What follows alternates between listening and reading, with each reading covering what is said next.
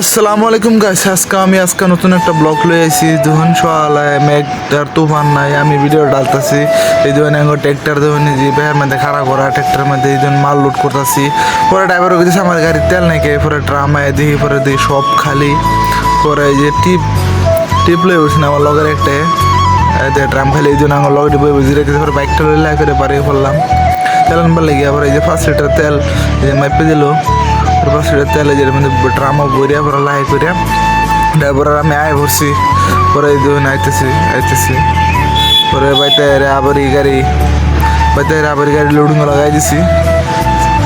এই দুজন গাড়ি লোড হইতেছে, এই জন্য লুট করতেছি। একটু স্পিড করে দিচ্ছি, ভিডিওটা লম্বা হয়ে দেবো।